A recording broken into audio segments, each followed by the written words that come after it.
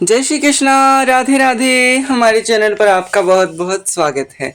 आज हम जिस टॉपिक पर बात करने जा रहे हैं कि नवरात्रि में कलश स्थापना, कलश का पूजन एवं जौ किस प्रकार उगाए जाएं ताकि आपके जौ एकदम हरे भरे खिले, जौ क्या संकेत देते हैं, कलश का क्या क्या महत्व है, वो सभी आज हम बात करेंगे। चलिए वीडियो को स्टार्ट करें। तो सबसे पहले आप जिस स्थान पर जौ उगाना चाहें उस स्थान के ऊपर थोड़ी सी हल्दी डालकर आप वहां पर शुद्धिकरण कर लीजिए। आप किसी पात्र में भी जौ बो सकते हैं यदि आपकी इच्छा हो। तो आप किसी मिट्टी के जो कुंडे आते हैं ना जिनमें जौ बोए जाते हैं, आप उनमें भी जौ बो सकते हैं। पर हम अक्सर भूमि पर ही बोते हैं। और अगर बहुत समय से कई बार एक दो बार आपके साथ हो चुका है कि आपके जौ खराब हो जाते हों, आपके जौ में कोई दिक्कत आ जाती है, जैसे या तो पानी की वजह से गल जाते हैं, खराब हो जाते हैं, निकल नहीं पाते हैं, ऐसी अगर कोई प्रॉब्लम है तो एक बार आप भूमि पर बो के देखिए। क्या पता इस बार आपके जौ बहुत अच्छे हो जाए। क्योंकि हमारे जौ मैं जितनी बार भी भूमि पर उगाए हैं बहुत ही ज़्यादा हरे भरे और लंबे लंबे खिले खिले जो होते हैं। आपको थंबनेल में जो फोटो दिख रही है ना, वो पिछली साल के जो हैं, आप उनको देख सकते हैं। हमेशा जो हरे भरे खिलते हैं और हम हमेशा भूमि पर ही उगाते हैं। तो आप भी एक बार भूमि पर उगा के ट्राई कर सकते हैं।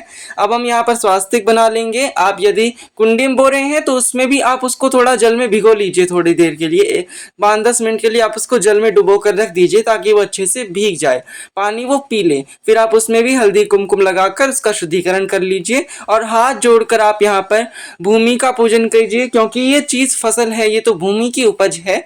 आप पृथ्वी माता का पूजन कीजिए, भूमि को आप स्मरण कीजिए। इस तरह आप फिर मिट्टी ले लीजिए। अब आप मिट्टी यहाँ पर आप बालू, चिकनी मिट्टी, इनको मिलाकर भी आप एक अच्छी सी मिट्टी बना सकते हैं। मिट्टी आप ज़्यादा तो ज़्यादा बालू जो रेत होता है ना वो ना लें, और अधिक चिकनी मिट्टी जो होती है जिसमें पानी खड़ा रहता है वैसा ना लें। क्योंकि बालू होगा तो उसमें से सारा पानी बहकर निकल जाएगा, और चिकनी मिट्टी होगी तो उसमें पानी ज़्यादा खड़ा रह जाएगा। तो एक में तो पानी ही नहीं रुकेगा और एक में गल जाएगा। तो इसलिए आप थोड़ा बीच का ऐसा लें जिसमें ना तो पानी बह ही जाए ना ज़्यादा पानी रुके, मीडियम मीडियम सा पानी थोड़ा थोड़ा एब्जॉर्ब भी हो जाए, ऐसी आप मिट्टी ले लीजिए। कंकर पत्थर आप उससे अलग कर लीजिए, अच्छे से आप एक छलनी से छान लीजिए।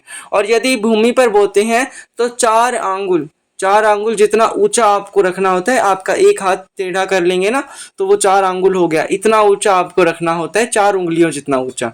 तो इतना आपको वहां पर ऊंचाई रखनी होती है मिट्टी की। और अब हम यहाँ पर जौ बोएंगे। तो इसमें सबसे बेस्ट पार्ट मैं बता दूं, आप जौ को रात को ही भिगो कर रख लीजिए। आपको कल जौ बोने हैं तो आप आज रात्रि को जौ को भिगो दीजिए। और यदि आपके जौ अच्छे नहीं उगते हैं तो आप इस बार जौ और गेहूं मिलाकर बोइए।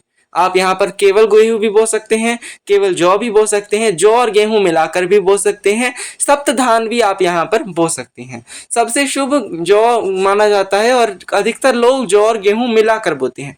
तो आप मिलाकर बो लीजिए और एकदम गाढ़े, बिल्कुल गाढ़े गाढ़े आप जौ रखिए, ताकि क्योंकि सभी नहीं उग पाएंगे। सोचने की बात है, सभी नहीं उग पाएंगे क्योंकि समय बहुत कम है। अगर आप ज़्यादा मिट्टी के नीचे अगर जौ दबा देंगे तो वो 9 दिन तक उग ही नहीं पाएंगे। ये खेती थोड़ी ना, ये तो सामान्य है, 9 दिन में इनको बड़ा बड़ा होना है। तो उस हिसाब से आप ऊपर हल्की हल्की मिट्टी डालें कि बस हल्की हल्की वो छिप जाएं, दिखते भी रहें, छिप भी जाएं, ऐसा ऐसा सा आप रखें। ज़्यादा उनको गहरा ना बोएं, नहीं तो फिर वो उगेंगे नहीं और फिर बहुत लेट हो जाएगा, नवरात्रि तो समाप्त हो जाएंगे। और अगर इस तरीके से बोएंगे तो दूज तृतीया तिथि को आपके जौ दिखने प्रारंभ हो जाएंगे, हल्के हल्के अंकुरित से दिखने लग जाएंगे। फिर आप यहाँ पर जल का छिड़काव कर दें, ऐसे ऐसे छींटे दे दें जल के। और मैं एक बात बता दूं कि जौ होते हैं वो आप पुराने जौ लीजिए। जौ बोने में आप जितना हो सके पुराने जौ का प्रयोग कीजिए, नए जौ का प्रयोग मत कीजिए। यदि आपके पास पिछली साल के जौ रखे हों या फिर कोई पुराने जौ हों, हो सके तो आप उनका प्रयोग कीजिए। नहीं मिलते हैं तो आप नए भी बो सकते हैं। पर जब आप जौं को भिगोएं तो जो पानी के ऊपर सतह पे तैरने लग जाए ना, आप उन जौं को वहाँ से हटा दीजिए। क्योंकि वो जो वैसे भी उगने वाले नहीं होते हैं, वो खंडित जो हैं, खराब हैं, वो उनमें से वो बीज का कार्य नहीं करेंगे। और पुराने जो अधिक बीज में अच्छा कार्य करते हैं, तो पुराने जौ हो सके तो आप पुराने जौ बोइएगा। अब हमने यहाँ पर एक कलश ले लिया है। कलश आप मिट्टी का ले सकते हैं, धातु का ले सकते हैं। सर्वोत्तम मिट्टी का कलश है। यदि आपके पास सुविधा नहीं है तो आप मिट्टी का कलश ले लीजिए आराम से। और कई लोगों का प्रश्न होता है मिट्टी के कलश में पानी सूख जाता है, तो आप मिट्टी के कलश को जब जौ बोना प्रारंभ करें तब किसी पानी के बर्तन में डुबो दीजिए, और जितने जौ बोए इतने वो पानी में रह लेगा और वो थोड़ा पानी पी लेगा। फिर आप उसको स्थापना कर लीजिए, इससे फ़र्क पड़ेगा, आपके कलश के अंदर पानी ज़रूर रहेगा। अब हमने यहाँ पर कलश लिया है, आप धातु का कलश ले सकते हैं। धातु में आप पीतल, सोना, चांदी, लोहा, तांबा, कांसी, इनमें से किसी भी धातु का आप कलश ले सकते हैं। स्टील के और लोहे के कलश को आपको अवॉइड करना चाहिए। जितना हो सके स्टील और लोहे का कलश बिल्कुल ही नहीं लेना है, ऐसे मान लीजिए आप। हो सके आप धातु, इन्हीं जो मैंने बताए हैं यही धातु का कलश है, नहीं तो मिट्टी का कलश ले सकते हैं, वो सर्वोत्तम है। फिर हमने यहाँ पर स्वास्तिक बना लिया है। आप चंदन से, रोली से स्वास्तिक बना लीजिए, और स्वास्तिक के साथ साथ आप यहाँ पर इसके कंठ में कलावा बांध लीजिए, मौली लपेट लीजिए। इसके बाद जिस स्थान पर आपको कलश की स्थापना करनी है, हम कलश की स्थापना ज्वारों के मध्य में करते हैं। घट स्थापना जो नवरात्रि में की जाती है उसका महत्व अधिकतर जौ के भीतर ही माना जाता है, किंतु यदि आप जौ के मध्य में कलश स्थापना नहीं करना चाहते हैं तो आप कलश स्थापना अष्टदल कमल बनाकर, विशेष एक चौकी लगाकर उस पर अष्टदल कमल बनाएं और उस पर भी आप यहाँ पर कलश स्थापना कर सकते हैं। पर सबसे सही और सबसे सटीक ज्वारों के मध्य ही कलश स्थापना होती है, तो आप जौ के मध्य में ही कलश स्थापना को करें। थोड़े से अक्षत पुष्प रख दीजिए, हल्दी कुमकुम लगाकर जौ के मध्य में माँ भगवती का ध्यान करते हुए आप कलश की स्थापना कर दीजिए। अब हम कलश के अंदर गंगाजल डालेंगे, तो पहले आपको गंगाजल डालना है, फिर शुद्ध जल डालना है, इस बात को आप ध्यान रखें। इसके बाद हम कलश के अंदर डालेंगे एक हल्दी की गांठ, एक कमलगट्टा, कौड़ी, सुपारी, 2 इलायची, हरी इलायची जो होती हैं, और 2 लौंग। लौंग के ऊपर फूल होना चाहिए, साथ ही एक सिक्का। सिक्का आप चांदी का भी ले सकते हैं, सोने का सिक्का भी ले सकते हैं। कोई भी ना हो तो आप नॉर्मल जो सिक्का होता है उसको आप गंगा जल से धोकर उसका प्रयोग भी यहाँ पर कर सकते हैं। अगर हल्दी की गांठ ना हो तो आप इसमें पिसी हुई हल्दी भी डाल सकते हैं, पर कोशिश करें कि आप इसमें हल्दी की गांठ को ही डालें। और इसमें हम थोड़ा सा नैवेद्य डालेंगे। नैवेद्य के रूप में हमने मिश्री डाली है, आप पताशा भी डाल सकते हैं, और थोड़े से अक्षत हम इसके अंदर डाल देंगे। अब हम इसमें दुर्वा डालेंगे, जो हरी दूब घास होती है वो आपको इसमें डालनी होती है, जिस दुर्वा कहा जाता है। साथ ही इसके अंदर आपको इत्र भी डालना है। आप कोई भी सामग्री डालें, पर जब इसमें भर दिया जाए उसके बाद आपके नाखून इसमें टच नहीं होने चाहिए कलश के भीतर के जल को। इस बात का आप बिल्कुल गौर रखें, इस बात को ध्यान रखें कि आपके नाखून कलश के जल को स्पर्श ना करें। अब हम इसके अंदर पूरा कंठ तक इसको जल से भर देंगे। आपको पूरा कंठ तक इसे भरना है, और 3 बार आपको इसमें जल की धार डालनी होती है। अब हम इसमें थोड़े से पुष्प डाल देंगे, और पुष्प के साथ साथ आप इसके अंदर थोड़ा सा चंदन, कुमकुम, रोली, ये सब भी आप इसके अंदर डाल दीजिएगा। अब यहाँ पे हमने आम के पत्ते ले लिए हैं। आप आम के, अशोक के, पीपल के, जामुन के, पान के, इनमें से कोई पत्ते ले सकते हैं, पर आम के और अशोक के पत्ते अधिक प्रयोग में किए जाते हैं। और आम के पत्ते बेस्ट हैं क्योंकि वो 9 दिन तक सूखते नहीं हैं, और वो एक पूरा डंठल आपको मिल जाता है ना, जो ऊपर ऊपर होता है, आपको वो लेना है। कोशिश करके पूरा जो गुच्छा होता है ना, पत्ते जिसमें 5-10 पत्ते एक साथ जुड़े होते हैं, वो गुच्छा लेना है। और ज़्यादा कच्चे और ज़्यादा पके पत्ते आपको नहीं लेने हैं। मध्यम नॉर्मल से, जो ज़्यादा कच्चे होते हैं, बिल्कुल कच्चे वो पत्ते नहीं लेने हैं, और जो पत्ते जलने लग जाते हैं, झड़ने की स्थिति में आ जाते हैं, वो भी आपको नहीं लेने हैं।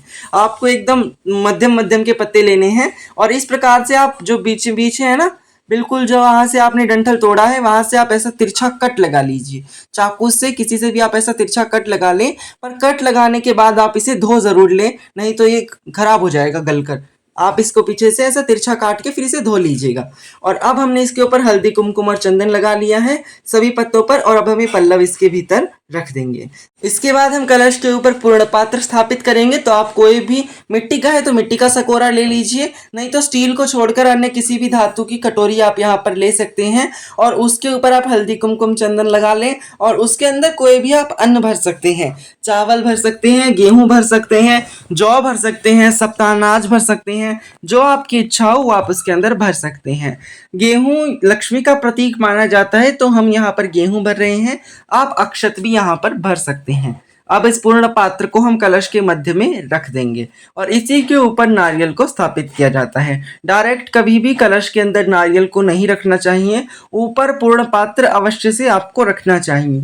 और पूर्ण पात्र रखने के बाद आप अच्छे से कलश को सेट कर लें। नारियल रखने के बाद भी आप कलश को सेट कर लें कि वो 9 दिन गलती से भी हिले डुले ना, गिर ना जाए, ऐसी आपको कोई स्थिति ना बने। अब हमने यहाँ पर एक नारियल ले लिया है, जटा वाला, पानी वाला हमने यहाँ पर नारियल लिया है और इसी का प्रयोग पूजा में किया जाता है। छिले हुए नारियल का प्रयोग पूजा में नहीं किया जाता है। और ये जो चोंच है, इससे अपोजिट साइड नारियल का मुख होता है, जो ये काला काला दिख रहा है ना, ये। और इसी मुख को अपनी ओर करते हुए नारियल को स्थापित किया जाता है। इसके बाद हम इसके ऊपर स्वास्तिक बना लेंगे। आप रोली से, कुमकुम से यहाँ पर स्वास्तिक बना लीजिए और स्वास्तिक बनाकर आप इसके ऊपर 9 दुर्गाओं के नाम से 9 बिंदियां आपको यहाँ पे जरूर देनी होती हैं। इसके बाद हम नारियल के ऊपर एक लाल रंग की चुनरी को लपेट लेंगे। आप यहाँ पर 100 मीटर लाल कपड़ा भी लपेट सकते हैं। नारियल पे चुनरी लपेटने के बाद आप उसके ऊपर मौली बांध लीजिए और मौली बांधते समय आपको नारियल के ऊपर जो मौली बांधे हैं उसमें आपको गांठ नहीं देनी होती है।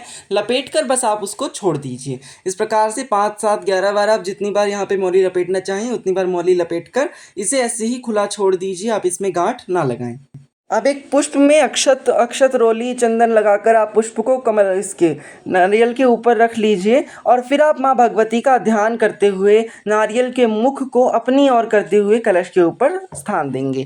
यदि पति पत्नी दोनों पूजा कर रहे हों तो वो एक साथ नारियल की स्थापना करें और आप देवी से प्रार्थना करें। जो भी मंत्र आपको आता हो, कुछ नहीं आता तो ओम श्री वरुण देवताभ्यो नमः बोलकर, जय माता दी बोलकर आप नारियल को स्थापित करें और अच्छे से नारियल को चेक करके कलश को एकदम फिक्स कर लीजिए। और आपको सभी देवी देवताओं से, त्रिदेवियों से, माँ भगवती से, सभी का आपको वरुण देवता का स्मरण करना है और उनसे 9 दिन तक इस कलश में रहने के लिए आपको यहाँ पे प्रार्थना करनी है।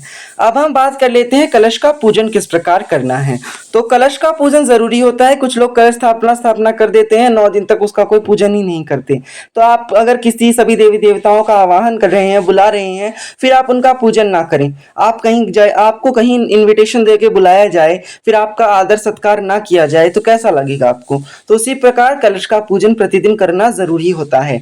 सबसे पहले आप जल के छींटे देकर यहाँ पे स्नान करा दें। एक बार स्नान कराएं छींटे देकर, एक बार छींटे देके आचमन कराएं। साथ ही वस्त्र रूपी कलावा आप यहाँ पे अर्पित कर दीजिए, दुर्वा अर्पित कर दीजिए, अक्षत अर्पित कर दीजिए, पुष्प जो भी आपके पास हो वो आप अर्पित कर सकते हैं। पुष्प मालाएं आप यहाँ पर अर्पित कर सकते हैं। आपको जो भी सामग्री चढ़ानी हो, आज तो जौ निकले नहीं है तो आप क्या पता ऊपर भी चढ़ा लें, पर आपको नीचे, मिट्टी से नीचे चढ़ाना है ताकि जौ को उपजने में कोई दिक्कत ना आए। चढ़ाने के बाद आप दूर कर दीजिए या फिर चढ़ाइए ही आप थोड़ा सा दूर, कलश को छुआ कर आप थोड़ा दूर कर दीजिए ताकि जौ को उपजने में परेशानी ना हो। अब हमने यहाँ पे पान अर्पित कर दिया है। एक पान के पत्ते पर सुपारी और साथ ही साथ पताशा, लौंग, इलायची का जोड़ा और ये हम रख के पान अर्पित कर देंगे। हल्दी, कुमकुम, चंदन यहाँ पे हम अर्पित कर देंगे। आप एक पुष्प में लगाकर भी अर्पित कर सकते हैं और डायरेक्ट भी अर्पित कर सकते हैं। साथ ही यहाँ पे आप अबीर और गुलाल अर्पित कर दीजिए और ऋतु फल आप यहाँ पे जरूर से अर्पित करें। जो भी फल आपको मिल जाए वो फल आप यहाँ पर अर्पित कर सकते हैं। पीले रंग का जनेऊ कलश को अर्पित किया जाता है तो पीले रंग का जनेऊ आप यहाँ पे जरूर से अर्पित करें। पीला ना मिले तो सफेद जनेऊ पे आप पीले रंग का हल्दी का टीका लगाकर भी अर्पित कर सकते हैं।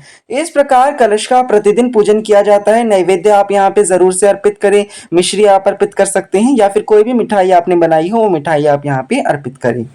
आप यहाँ पे पंचमेवा भी अर्पित करें। जो भी सामग्री और आप चढ़ाना चाहते हो, जो आपकी इच्छा हो, वो सब आप यहाँ पे अर्पित कर सकते हैं। इत्र लगाएं आप कलश को, कुछ भी लगाएं। यदि आपको डर हो कि आपके छूने से कलश हिल सकता है तो आप नीचे किसी पुष्प पर चढ़ा दीजिए वो सब कुछ। आप पुष्प के ऊपर हल्दी, कुमकुम, इत्र सब लगा सकते हैं, इसमें कोई आपत्ति नहीं है।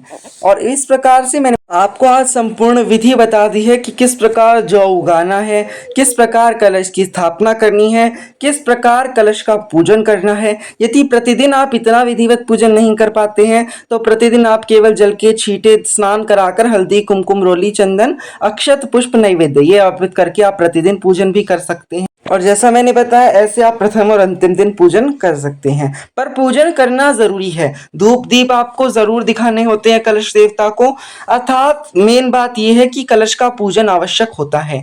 कलश यहाँ पे देवी का स्वरूप है, वरुण देवता का स्वरूप है, 33 कोटि देवी देवताओं का स्वरूप है, लक्ष्मी गणेश का स्वरूप है, जो आपने उगाए हैं वो माँ शाकंभरी के स्वरूप है, और जो आपने यहाँ पर धान बोया है वो माता लक्ष्मी का प्रतीक है। जो भी ये कलश में सामग्री डाली है वो भिन्न भिन्न प्रकार के देवताओं की प्रतीक। और एक साफ बात है, आप जौ बोने से यदि आप पहली बार भी जौ रोपण कर रहे हैं, नवरात्रि मना रहे हैं, तो आप डरिए मत, मन को शुद्ध रखिए, स्वच्छ रखिए, और भगवती की कृपा से जैसा आपसे बन पाए वैसा आप उनकी सेवा में जरूर कीजिए, क्योंकि जो उनको तिनका भी चढ़ाता है ना वो ढेर लेके जाता है। और अंत में आपको देवी से क्षमा प्रार्थना जरूर कर लेनी चाहिए कि हे माँ, जैसा भी जो भी मुझे आता था मैंने कर दिया, अब आगे तू जाने और मेरा किया हुआ कर्म जाने, क्योंकि मेरे को जितना बन पाया, जितना मैं कर पाया, जितना मैं समझ पाया उतना मैंने कर दिया। मैं मूर्ख हूँ, अज्ञानी हूँ, पर तेरी शरण आया हूँ, इसलिए मुझ दीन पर दया करियो, हमें कृतार्थ करियो।